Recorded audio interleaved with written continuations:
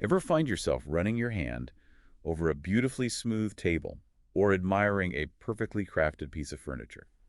Where you just can't help but appreciate the craftsmanship. Well, today we're going deep on the folks behind that magic. Planar thicknesser operators. And let me tell you, there's a whole lot more to it than meets the eye. We're diving deep into the world of wood, machines, and the surprising artistry behind creating those flawless surfaces we often take for granted. And we've got some great material to work with. Career guides, interview tips, even some insights into how this field is navigating the whole AI revolution. Because believe it or not, even woodworking is getting in on the AI action. It's true. But before we get ahead of ourselves, maybe we should start with the basics. Absolutely. So for those who might not be familiar, what exactly does a planar thicknesser operator do?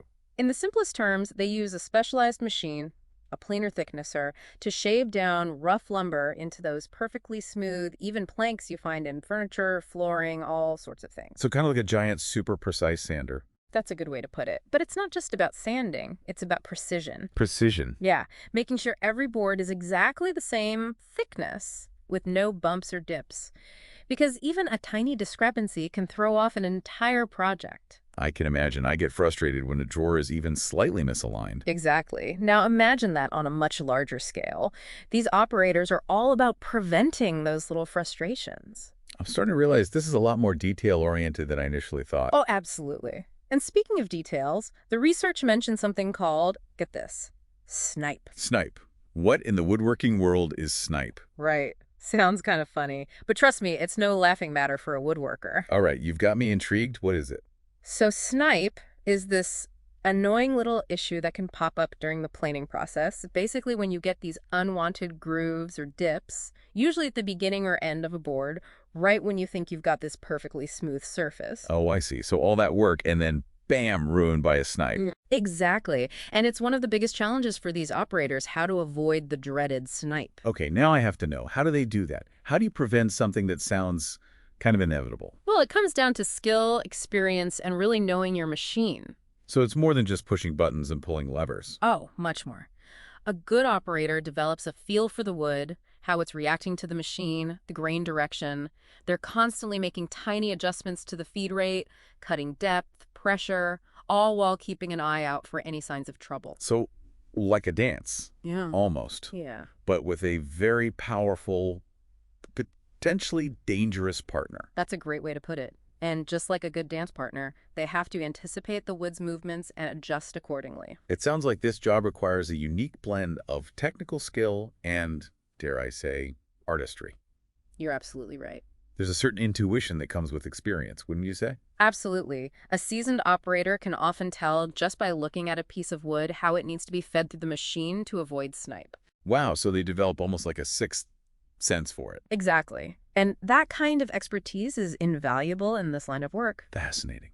But it makes you wonder, with all the talk about automation these days, is this something a robot could even do? Ah, that's the million-dollar question, isn't it? And one we'll definitely be digging into a bit later. We'll tackle that head on, but first, let's talk about the career itself, because surprisingly, it offers a lot more than just a paycheck. Yeah, from what I've been reading, this isn't just a factory job.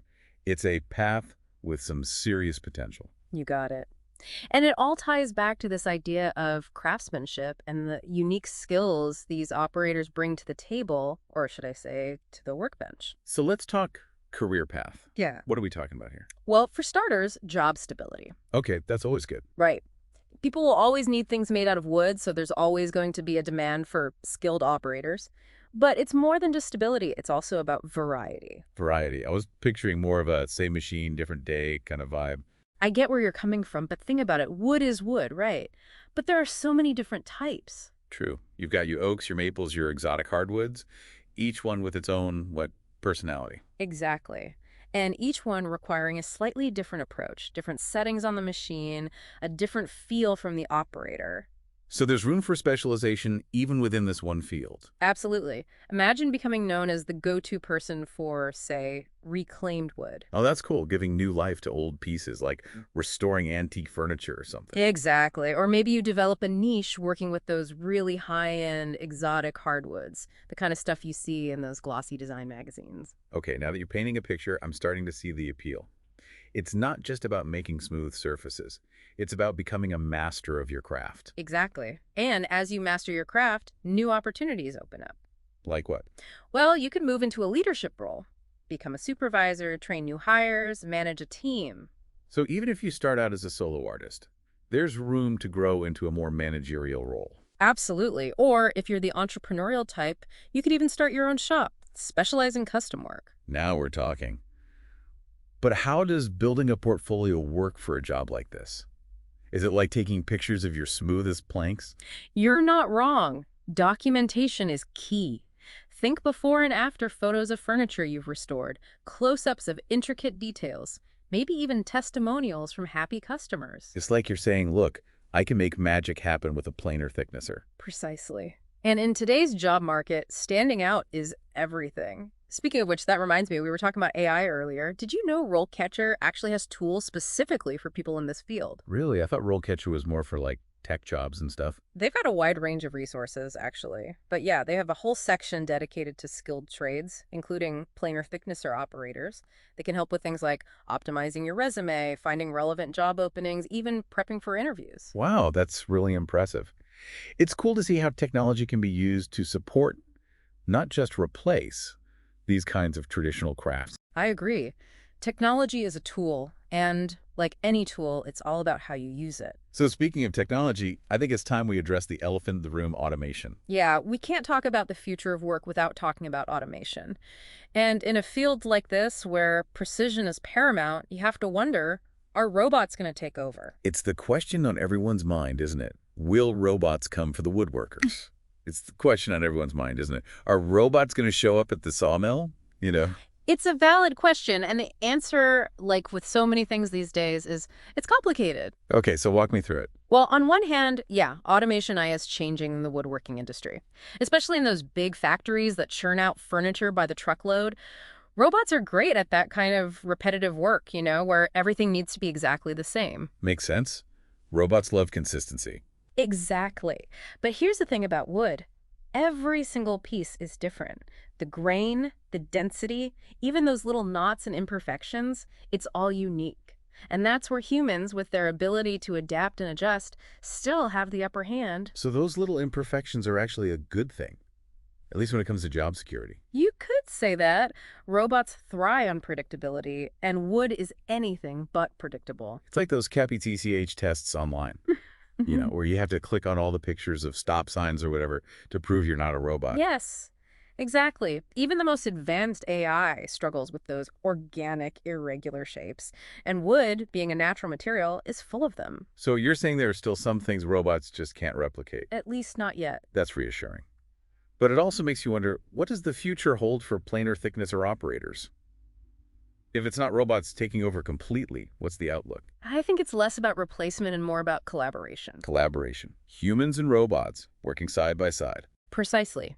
Imagine robots handling the heavy lifting, the initial cuts, the repetitive tasks, and then you have skilled operators stepping in to do the fine-tuning, the detail work, the quality control that requires that human touch, that eye for detail. That's a much more optimistic outlook and probably a lot more realistic. Exactly. It's not about fearing the robots. It's about adapting and evolving alongside them. So what you're saying is the key to staying ahead of the automation curve is to keep learning, keep honing those uniquely human skills that robots haven't mastered yet. Absolutely. That's the best way to future-proof any career, really. Great advice. So for anyone listening who might be feeling a little anxious about the future of work, it's not about robots versus humans. It's about finding ways to work together, to leverage our strengths, and to never stop learning and adapting. Well said. And that's the beauty of exploring these careers in such depth. We gain a better understanding not just of the job itself, but also of the bigger picture, the human element that remains so vital even in our increasingly technological world. I completely agree. Well, on that note, a huge thank you to our expert for guiding us through this fascinating deep dive. I feel like I've learned so much about a field I knew very little about. It was my pleasure. Always happy to shed some light on the often overlooked world of woodworking. And to our listeners, if you enjoyed this deep dive, be sure to check out the show notes for links to RoleCatcher. They have a ton of resources, whether you're considering a career as a planer thicknesser operator or just want to up your job hunting game in general. And if you found this discussion about automation and the future of work as thought-provoking as we did, we encourage you to keep the conversation going. What skills do you think will be most valuable in the years to come? How can we prepare ourselves for the changing world of work? Share your thoughts. We'd love to hear from you. Until next time, stay curious, everyone.